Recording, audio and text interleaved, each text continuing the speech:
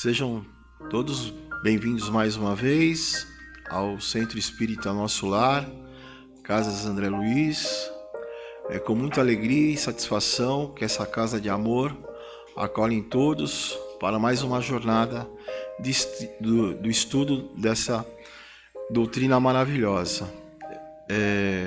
Desde que aqui entramos, aqueles que estão chegando pela primeira vez à casa, somos recebidos pelos nossos amigos da espiritualidade maior.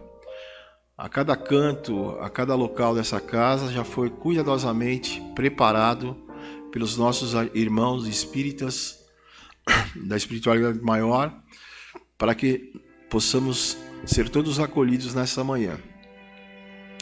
E, como é de costume, antes do início do trabalho, vamos elevar o nosso pensamento a Deus por uma prece.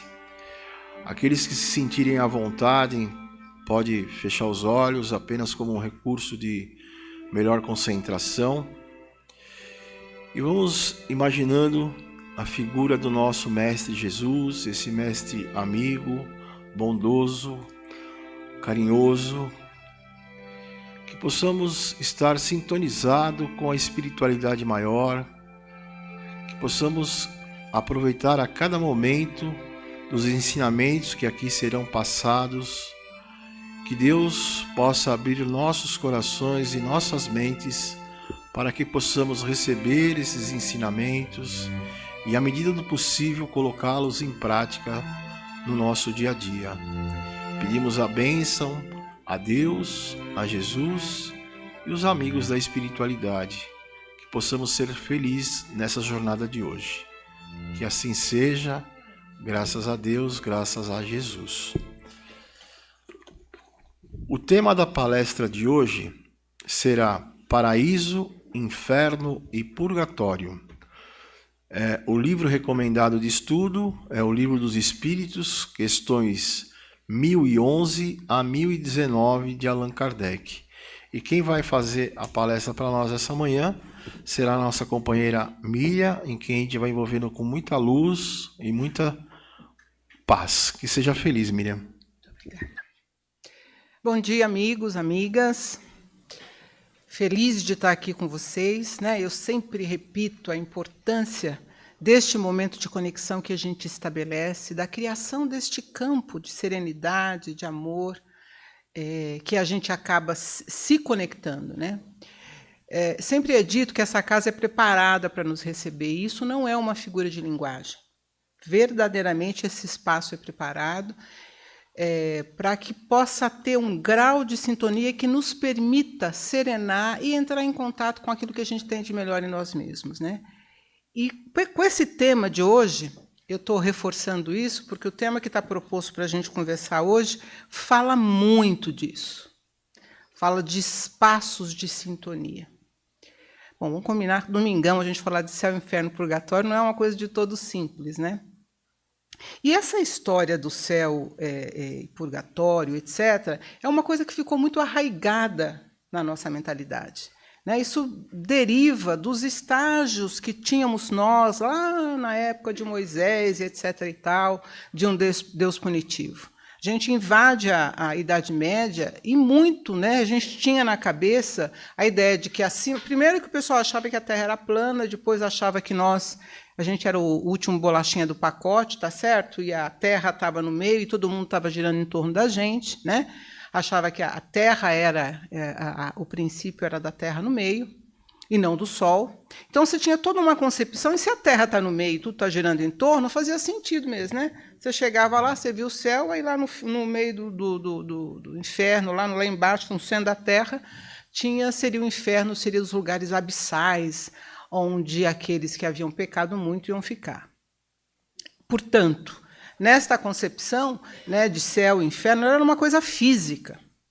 E o Dante Alighieri, no Divina Comédia, né, ele retrata muito do que é o céu, do que é o inferno, aquelas coisas todas de demônio, de gente sofrendo, coisa queimando, que muitos de nós carregamos. Nós vivemos todas essas tantas eras. Nós temos arraigado isso no inconsciente coletivo. Não só isso está arraigado em nós, como está também arraigado a ideia de um Deus punitivo. Sabe? Sentado no trono, à direita de Deus Pai, né? Está lá sentado, está lá Deus, numa cadeira. Normalmente a gente imagina, e eu estou falando do senso comum, talvez muitos de vocês já tenham superado. Eu, às vezes, quando penso em Deus, penso nele barbudo, e ainda penso assim, ainda é a imagem que me vem, como recordação, como lembrança, como um ser sentado num trono e pondo, né, raio para lá, raio para cá, condenando um daqui, condenando o outro de lá. Com a chegada de Jesus, essa ideia do Deus punitivo, do Deus bravo, do Deus que odeia, do Deus que castiga, ela é esfarelada. E Jesus passa a dizer, olha, o meu Pai é um Pai de amor, o nosso Pai é um Pai de infinito que nos ama incondicionalmente. E é nesse momento onde a gente começa a descobrir, né? E aí estamos lá com Newton, lá comprovando, primeiro Copérnico, depois Newton comprova que, afinal, quem está no centro é o Sol. Né? Nós não somos a última bolacha do pacote. Aliás, a Terra é um planetinha desse tamanhinho, né? Que compõe uma constelação, um conjunto, né? E tem muitos outros sóis por aí. E aí a astronomia, nós temos um campo vastíssimo de estudo hoje na comprovação de muitos e muitos mundos. Não sabemos se habitados ou não, mas que estão aí orbitando, formando o grande universo criado por quem? Pelo nosso Pai. Princípio primeiro, causa primordial de todas as coisas, de Deus. Então, portanto, a gente é apenas um conjunto de experiências que o nosso Pai assim decidiu fazer. Ainda não sabemos exatamente por quê, né? Por que ele decidiu que assim fosse, assim é. Mas o fato hoje é que a Terra apenas um planeta com um conjunto de espíritos tendo um conjunto de experiências. A gente precisa se lembrar disso. E Kardec surge neste momento, né? Ele tinha uma grande missão, já século XIX, nasce na terra do iluminismo, né? Nasce num lugar onde a ciência, a pesquisa eram elementos importantes. Ele, pessoalmente, né, um pesquisador, um pedagogo, entendia de astronomia, de matemática, de física, ele era um cara de fato diferenciado, um espírito muito preparado e que tinha uma missão, que era a missão do quê? De tentar entender, tentar trazer, isso a gente sabe depois, né, tentar trazer para cá um novo olhar sobre o que, afinal, é Deus, sobre o que, afinal, é a espiritualidade, sobre, afinal, o que é o amor de Deus. E as obras todas que ele vai construindo, do Livro dos Espíritos, né, dos médiuns, o Evangelho segundo o Espiritismo, céu e inferno, que é a base dessa nossa discussão de hoje, nós temos a discussão de céu e inferno em muitas obras da codificação, tanto que a recomendação aqui tem a ver com o Livro dos Espíritos. Mas céu e inferno é a obra que traz com profundidade essa discussão. E é uma obra que a gente olha pouco, e é por isso que até vou me debruçar um pouquinho mais sobre ela hoje. E ela surge, primeiro já tirando de letra uma coisa. Céu e inferno não é um espaço físico. Céu e inferno não é um lugar. Eu não vou para o céu, eu não vou para o inferno. Céu e inferno é um estado de ser. Isso já muda muito radicalmente esse conceito na nossa cabeça. E a gente vai aprofundar isso aqui um pouco. Então, ele diz assim, ó, de acordo com isso, o inferno e o paraíso não existiriam, essa é a pergunta 10.12, tá? Inferno e paraíso não existiriam como os homens as representam? Não são mais do que figuras. Os espíritos felizes e infelizes estão por toda parte. Entretanto, como já dissemos também, os espíritos da mesma ordem se reúnem por simpatia, mas podem reunir-se onde quiserem, quando perfeitos. A localização absoluta dos lugares de penas e de recompensas só existe na imaginação dos homens. Provém da sua tendência de materializar e circunscrever as coisas cuja natureza infinita ele desconhece.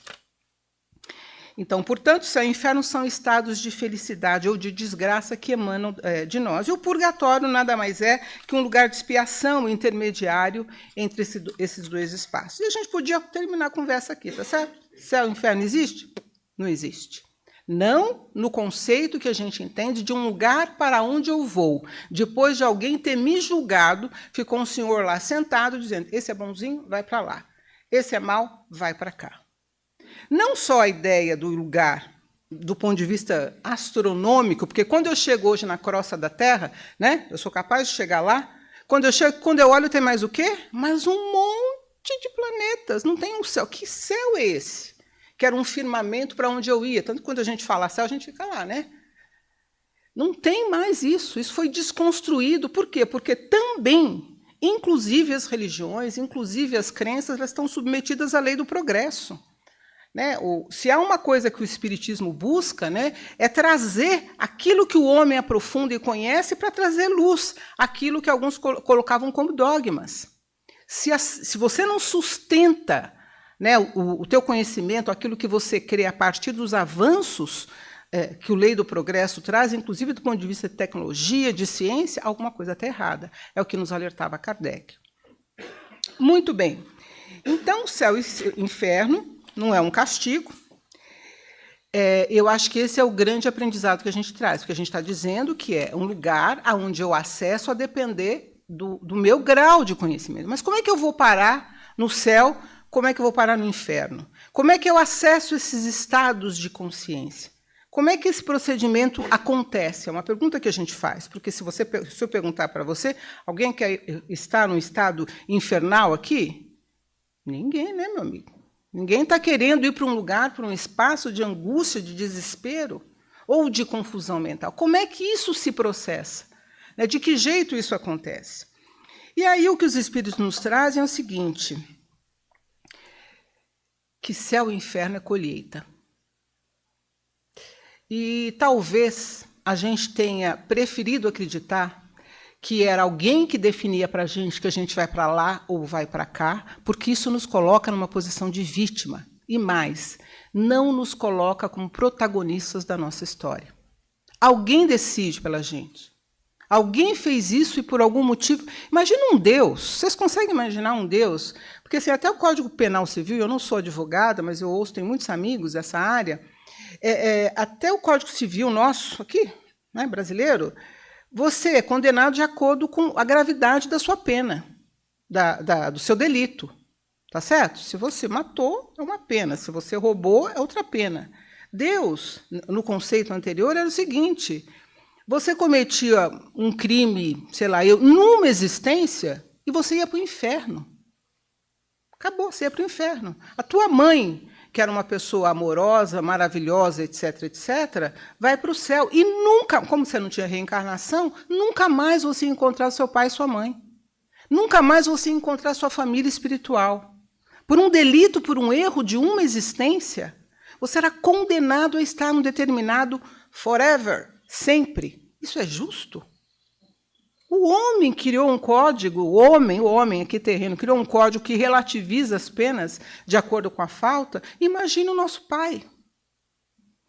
Muito bem, mas nós gostamos de imaginar que tem alguém que nos colocou naquela caixinha e que alguém é o responsável.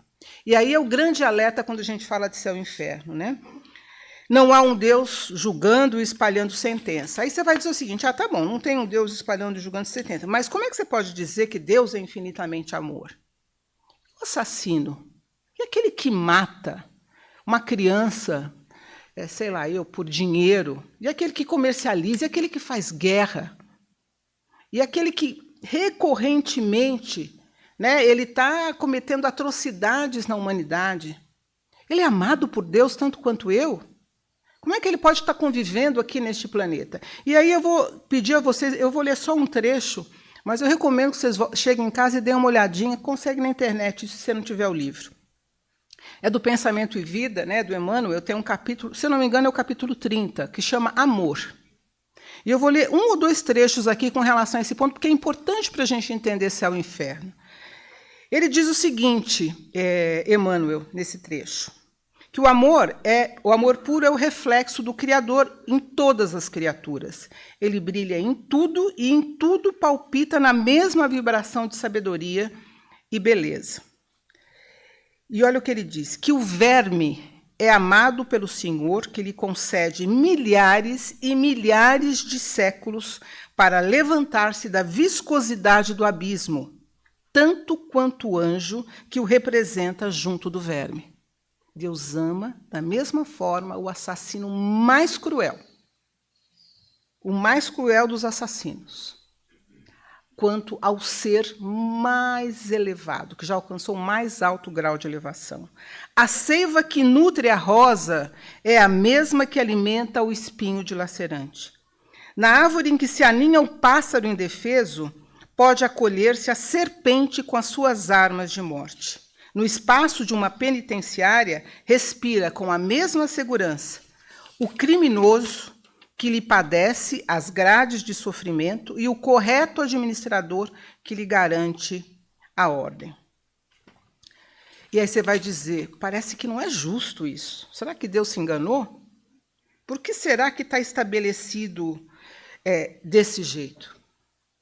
Porque junto com isso, com esse amor incondicional que ele oferta a nós, em qualquer estágio de evolução que a gente esteja, lembra, ele é o princípio de tudo, causa primeiro de todas as coisas. Não existe nada fora de Deus. Não tem. Né? Ele não tem princípio, não tem meio, não tem fim. Nós temos princípio, meio, ele não tem. Ele é anterior ao começo. A gente nem consegue entender muito a ideia de Deus. Ele confia e crê na própria criação. Tá certo? Nada, não existe nada fora de Deus. Nem o erro. E por que ele ama incondicionalmente isso? Porque existe uma lei, existem leis, as leis de Deus, nas quais o princípio da felicidade, o princípio do céu, digamos assim, ele só vai ser alcançado se eu, no meu trabalho pessoal, fizer as modificações. E o que Deus faz? E por que ele permite que conviva neste planeta coisas tão distantes? Porque ele dá a cada um de nós, a nós e ao assassino mais terrível, uma gleba para plantar, que é a nossa existência. Nós recebemos de Deus uma gleba e a gente tem que semear. E por que ele ama? Ele dá sempre amor e confia, que é o tal da parábola do filho pródigo. Né? Ele confia que em algum momento você vai olhar a semente que você está plantando, porque a sua colheita é certa. Não tem como ter outra. Você só vai colher aquilo que você plantou. E aí vocês estão com uma cara assustada, eu vou contar uma fala que eu ouvi uma vez da Haroldo Dutra, falando sobre esse tema. É uma palestra muito interessante que eu vi há muitos anos dele. Nunca me esqueci o exemplo que ele deu. Ele falou o seguinte, que tinha lá um paulistano, sei lá, qualquer, um paulistano, que queria comprar uma terra em Minas Gerais. Aí ele foi para lá e viu, e o cara falou o seguinte, deixa eu dar uma perguntada para quem é daqui, para ver se a terra é boa ou não. Né? Aí tinha um caboclinho lá, um peão, lá na estrada, ele começou a perguntar para o peão assim, nessa terra aí da mandioca? O peão falou, não dá não, senhor. Essa terra aí dá café? Não dá não, senhor. Essa terra aqui não dá café, não. Essa terra aí dá verduras, frutas e não sei o quê, etc. Ele falou. O peão respondeu, não dá não, senhor. Aí ele irritou, né? Falou, peraí, essa terra aí, se a gente plantar, não dá nada? E aí ele falou, se o senhor plantar, dá. É simples assim. A gente recebe uma gleba do nosso Pai. Ele confia que em algum momento da existência, a gente vai fazer um plantio. E o plantio será derivado, e a colheita será derivada diretamente das escolhas que nós fizemos. Porque foi assim que ele quis fazer. Aliás, eu acho que ele errou. Porque assim, ele podia ter feito a gente perfeito, a gente exatamente sabendo o que quer, a gente sem condições de errar. Não. Ele nos deu essa liberdade do erro. Dessa possibilidade. Ele deu a lei, nos criou, nos deu a existência, nos fez simples e ignorantes, confiou e diz, vocês não são perfeitos ainda, mas são perfectíveis, são meus filhos. Eu não tenho dúvida que vocês serão perfeitos um dia. Vou dar a vocês todos os instrumentos para que vocês sintam a construção da perfeição. Podia ser diferente? Podia. Por que ele fez assim? Não sabemos. Faz parte dos mistérios. Então, essa gleba, essa construção, ela tem que ser feita e ser nutrida por nós. E nós vamos ter como colheita, como céu ou como inferno, a depender daquilo que eu estou colocando no chão. E eu vou ter que cuidar, e vou dizer a vocês. Aí você vai dizer, mas eu queria tanto ser feliz agora. Eu sei que você quer, meu amigo, eu também quero. Todo mundo quer ser feliz nesse momento, mas olha assim, imperfeição causa dor. Por que isso aqui é o tal do planeta de provas e expiações? Por que aqui tem dor? Porque imperfeição causa dor. Essa colheita causa dor. Não há nenhuma imperfeição, nenhuma, que não cause dor. Então, enquanto eu não lapidar, enquanto eu não fizer a minha tarefa, eu vou ter na minha vida céu e inferno. Porque lembra? Céu e inferno não é um lugar. É para onde eu vou, emocionalmente, espiritualmente. Bom, nós vamos avançar sobre isso aqui. Então, primeiro vamos guardar isso. E vou dizer para vocês vão dizer o seguinte, né? Ah, não, eu já avancei muito, né? Eu não acredito mais naquele Deus punitivo, eu estou dentro dessa, tá certo. Eu realmente acho que, assim, essa concepção antiga não existe, mas será que a gente está fazendo de verdade isso? Será que a gente não está, por exemplo, achando que o céu é o nosso lar e o Clarencio vai receber a gente quando a gente chegar lá? Será que a gente que espírita não acha que o umbral é o inferno? Será que a gente não está fazendo na nossa cabeça essas trocas para justificar, para fugir daquilo que a gente precisa fazer, que é encarar a verdade da mudança que a gente precisa realizar? Será que eu estou falando de Jesus e falando de Deus, não como um fim, mas como um meio? Eu peço a Deus, eu acredito em você, para que você materialize na minha vida alguma coisa, como se ele fosse um empregado nosso. Como se fosse um empregado nosso, a gente reza, a gente ora, para que ele faça mudança na nossa vida, para que ele nos traga o amor e a alegria. Este é o nosso trabalho, não é o dele. Ele está junto, ele dá os instrumentos, ele dá a oportunidade. Gente, ele nos dá tudo, ele nos dá a gleba para a gente plantar. Ele nos oferta todas as condições para lapidar exatamente a imperfeição que nós precisamos lapidar. A escolha de fazer uma coisa ou outra é nossa. Isso ele não interfere, até um certo ponto. Tá? Tem alguns momentos que ele fala, chegou de brincadeira aí eu vou fazer uma intervenção. Deixa essas crianças brincando sozinhas no playground, faz confusão, bate no amiguinho, espera aí que eu vou fazer uma intervenção. Muito bem. E aí, por que eu estou dizendo isso? Porque a gente vive falando que quer mudar. Alguém quer mudança aqui na vida? Levanta a mão, só para eu ver. Quem é que quer mudar? Mudança todo mundo quer. Agora, quem quer mudar?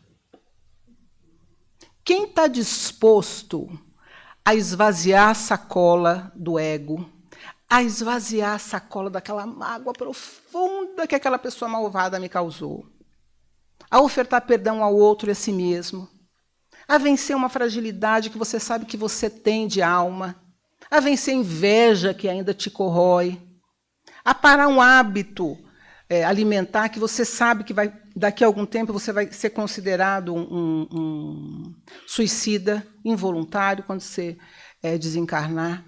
Quem está disposto a esvaziar a sua sacola, todas essas coisas que a gente vai acumulando ao longo das existências para fazer uma nova construção. Então, quando a gente diz de usar Deus como um utilitário, ele no seu fim, né, no seu grande companheiro, é ficar querendo que ele faça a nossa lição de casa, o trabalho que é nosso. Então, vamos realmente prestar atenção se a gente desconstruiu a ideia da Idade Média daquele Deus que pune ou distribui benesses.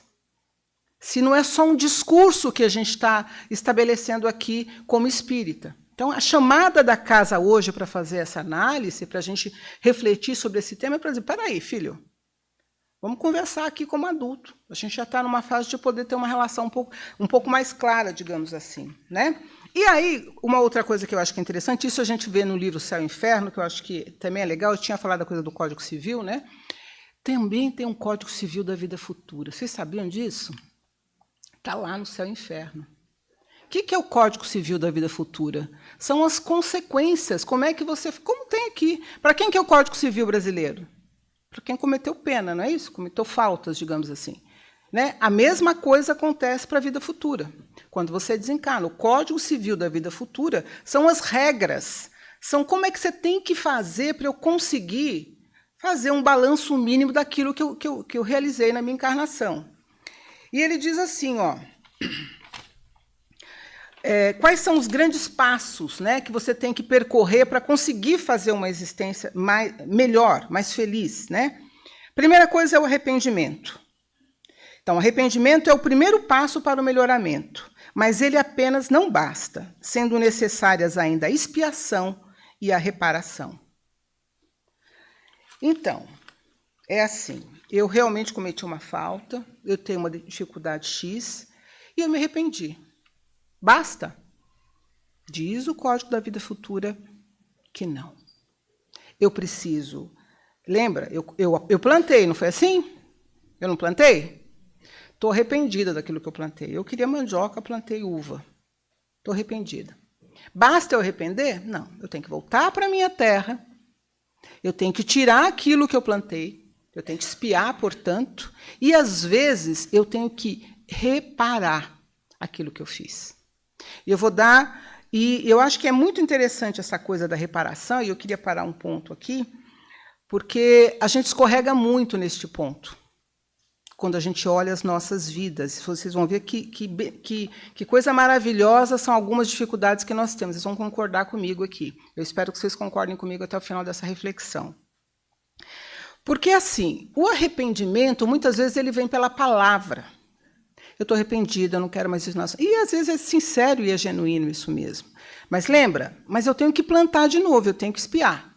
Eu tenho que fazer, muitas vezes, você não consegue compreender nessa existência, por que é que algumas circunstâncias estão na sua vida. Você pode achar que não é justo. Às vezes, a sua colheita aqui pode até ser muito sofisticada, e você olha, por exemplo, o seu vizinho, né, e fala, nossa, olha, aquele cara deve ser um espírito muito evoluído, tem um carro maravilhoso, a mulher é linda, os filhos, Jesus, são umas crianças muito especiais, ele vai na igreja todo domingo, parece, né, que está tudo certo. O grande alerta para essa coisa da reparação, da expiação, da colheita, é que a gente pare de olhar para o mundo com esses olhos rasos. Muitas vezes aquilo que está manifesto na vida do outro, o que está manifesto na sua vida, não é indicativo de crescimento. Não é, às vezes é uma prova, meu amigo. Às vezes é uma prova. Tem uma amiga minha que falou, eu queria tanto passar pela prova de ganhar na Mega Sena. Essa prova difícil eu queria na minha vida, eu ia ver. Aí me lembrei do Chico, né? O Chico, quando foi indicado para o Prêmio Nobel da Paz, quando você é indicado, quando você ganha, na época, ganhava R$1 milhão, né? E aí perguntaram para o Chico, o que você ia fazer com R$1 milhão?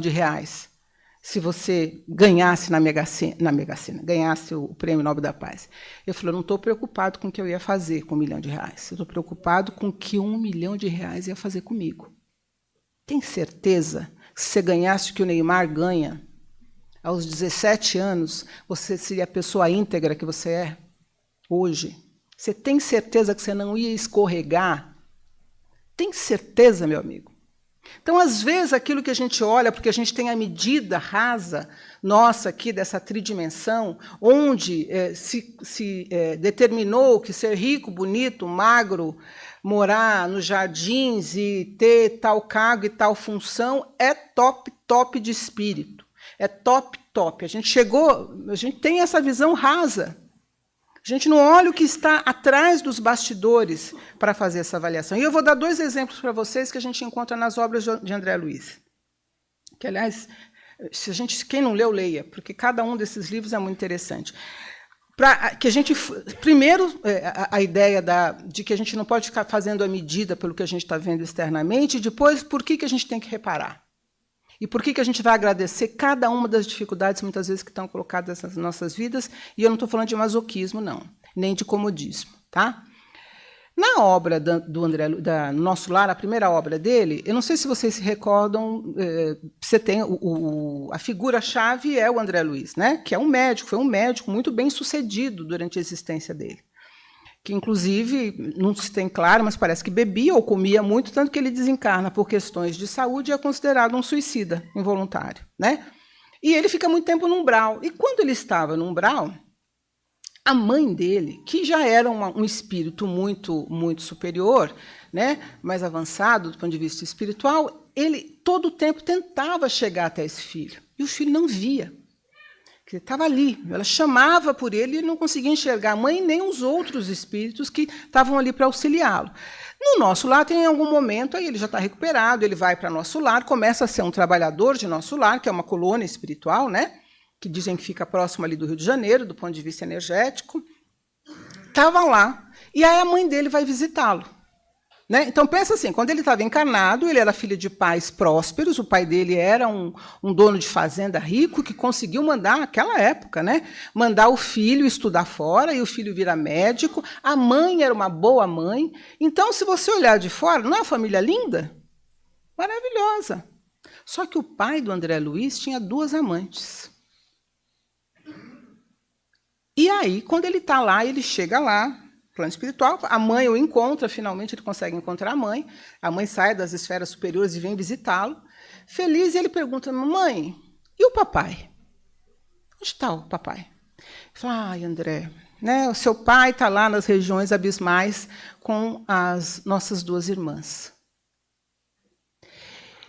Aquilo que ele provocou, esse pai provocou no imaginário dessas mulheres com as quais ele se envolveu, né, a trama, a forma, o grau energético que fez com que ele estivesse esse relacionamento, fez que, quando ele desencarnasse, ele fosse para esferas psíquicas muito densas, agarrado a essas 2 energias.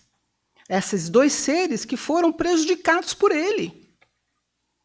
Sabe Deus qual o histórico de vida essas mulheres iam desenvolver se não tivessem se envolvido com ele. Então, houve alguma coisa nesse processo, pela postura deste pai, que fez com que esses 2 espíritos se desorganizassem energeticamente. Então, quando ele morre, ele se aproxima da energia dessas 2 mulheres. Mas olha só a mãe do André Luiz. Ela fala assim, e o André Luiz fica ali assustado. Minha mãe está falando das 2 amantes do meu pai, oh, meu Deus do céu. Ele fala, filho, fica tranquilo, eu já decidi, eu pude decidir, eu vou reencarnar de novo, vou me casar de novo com seu pai, boazinha, ela, né? Vocês faziam isso? Eu não fazia de jeito nenhum. Enfim, vou me casar de novo com seu pai e eu vou receber as 2 amantes do seu pai. Ela não fala amante. As 2 irmãs como minha filha, como nossas filhas. E nós vamos criar essas 2 crianças com muito amor. Está sendo dado ao pai... Agora, para ela, está tudo bem, né? O espírito superior vai encarar bem essas 2. Agora, este pai, você acha que essas 2 meninas que vão chegar vão ser adolescentes legais com esse pai? Você acha que vai ser fácil lidar com aquele espíritozinho ali? As mágoas, esse pai vai ter que se desprender daquele amor que ele tinha e aprender a amar essas crianças de um outro jeito. Vai ver essas mulheres que foram as amantes dele se casarem com outros homens. Então, aquela história que está na sua vida, aquela drama que está... Presta atenção, a gente não tem noção, a gente não tem consciência, e agradeça que você não tem consciência exatamente do que é, por que aquela cena está acontecendo. Porque existem meandros que estão por trás que são... vai saber.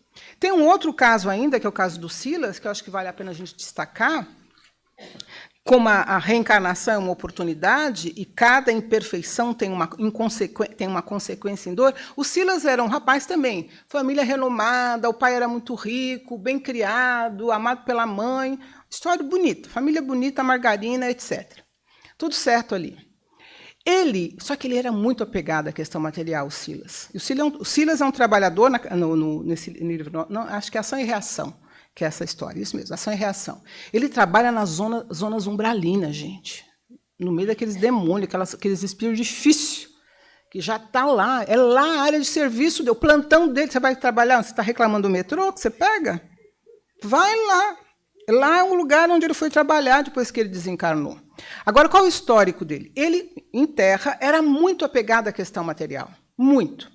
O pai, casado, família bonitinha, tal, a mãe morre precocemente. A mãe também era um espírito superior. As mães são sempre espíritos superiores. Eu queria falar para vocês. Enfim, a mãe morre precocemente. E o pai, 60 e poucos anos, se casa com uma mulher de 30. Uma mulher jovem. Né? E aí, o que se preocupa o Silas? Ela pode ter filho ainda. Minha herança, vou ter que dividir. E mais, meu pai pode estar tão apaixonado que é capaz de deixar tudo para essa mulher. E ele cria uma trama lá, de tal maneira que o pai começa a achar que essa mulher dele tinha um amante, e esse pai vai lá e faz o quê? Mata. essa mulher. Olha a trama. Aí está lá o Silas, né? Tudo bem, desencarnou, isso e aquilo. Essa mulher, injustiçada, entrou num sentimento de ódio, de raiva, vai para as regiões densas. E o André Luiz encontra o Silas desesperado procurando esta mulher. O pai tinha topado reencarnar, a mãe tinha topado vir, ele estava mais do que preparado, ele tinha mais de 20 anos de prestação de serviço nessa colônia umbralina. Ele já podia ascender, mas ele não encontrava onde essa mulher estava. Ele não conseguia encontrar esta pessoa, porque ele precisava não espiar apenas, ele precisava reparar para aquele ser. Ele tinha que ajudar aquela pessoa que ele prejudicou. Olha a trama divina. O nosso Pai não pune, nos dá oportunidades de fazer semeaduras diferentes. E aí ele diz que, inclusive, a dificuldade, ele fazia mais de 20 anos que estava esperando esta mulher para poder completar a cena e fazer a expiação e a reparação. Ele diz assim, inclusive, uma das minhas penalidades é essa, ter que ficar procurando onde essa mulher está, onde esse espírito está, para que eu possa fazer a restauração. Então, a oportunidade da encarnação, meus amigos, exatamente como ele está na sua vida, é única. É única. Sabe o trabalho que deu para colocar aquela sua tia infernal na tua vida? Aquele adolescente que você não sabe de onde veio. Aquela sogra maravilhosa que você ama. Sabe como foi difícil criar esse engenho para que o senhor pudesse fazer a expiação e o senhor pudesse fazer a sua prova? Para que o senhor pudesse vencer os seus próprios demônios. Para o quê? Para que o senhor possa viver em ambientes cada vez mais purificados, onde o senhor possa encontrar ambientes cada vez mais de paz, de amor e de paraíso. E o tempo avançou, eu só queria fazer um comentário, porque a gente não pode esquecer do seguinte. Nós estamos todos misturados no fluido cósmico universal. Não existe nada fora disso. O que é o inferno, o que é o céu do ponto de vista do pensamento? Então, tudo aquilo que tem, não existe nada que não tenha sido criado do fluido cósmico universal. Não existe isso, nada existe fora disso. Então, o seu pensamento, tudo aquilo que o senhor pensa, quando o senhor pensa e o senhor sente junto, quando o senhor faz as duas coisas, eu pensei que eu vou matar aquele cidadão. E o senhor sentiu isso no coração. O senhor imaginou as armas, o senhor imaginou de que forma o senhor ia fazer aquilo. O senhor não matou, mas o senhor pensou. Quando o senhor pensou isso, né, os espíritos desencarnados conseguem ver na sua psicosfera a arma, a pessoa morta e o assassinato. E mais, alguns segundos, isso está revelado numa das obras do André Luiz, inclusive. E mais, no entorno da sua casa tem um bando de espíritos assassinos que mataram, sintonizados com aquele sentimento e com a sua intenção. Sabe o que o senhor acabou de criar, neste momento? O seu inferno. O senhor traiu para próximo de você, o senhor está no mesmo lugar, filho. Eu estou sentado aqui junto com ele. Estamos no mesmo lugar. Pela minha intenção, pelo meu pensamento, pelo meu sentimento, eu atraí para mim esse conjunto de espíritos. E mais, criei formas, pensamento, imagens que ficam em torno de mim, que quem olha lá do fundo sabe o que eu sinto, o que eu penso, o que eu imagino. O contrário também é verdade. Saibam, senhores, que muito provavelmente muitos dos nossos irmãos, nossos guardiães, estão muito felizes de nós estarmos aqui hoje. Porque pode ser que o senhor estivesse em casa, lá, ó, ai meu Deus, a conta para pagar, o ódio, a raiva, o senhor estivesse criando o seu pequeno inferno. Quando o senhor sai desse ambiente, o senhor dá um passinho, vem para cá e recebe aquilo que ele comentou no começo da palestra, esse espaço que está fluidificado com outras imagens mentais, outros sinais, ou pessoas pensando em outras coisas, o senhor pode ir para o céu. O senhor se conecta com outras energias. É o senhor aqui encarnado nessa existência, a mesma pessoa, o senhor que está sentado aqui, eu que estou aqui. Bastou que eu fizesse isso, ó, tchum, com o que é que eu me conecto? Para que eu dou passagem? O que eu permito que entre na minha vida? Vou construir o céu ou vou construir o inferno? É a escolha nossa diária. Leiam Céu e Inferno, né? A gente sai mais fortalecido e mais agradecido por aquilo que está na nossa vida hoje. E eu não estou falando para a senhora dar chance para aquele namorado tóxico, não é disso que eu estou falando. Nem para ser bonzinho com o seu filho, que de fato te desrespeita, não é disso que a gente está falando. A gente sabe que existem coisas... O não, inclusive, é um bom exercício para a gente fazer nessa encarnação, em algumas circunstâncias, tá? Eu avancei muito no tempo. Não briga comigo. Não, ainda dá tempo. E assim, agradecemos a todos os presentes, os que nos acompanharam pelas redes sociais, por mais esse encontro. Muito obrigado e até a próxima oportunidade.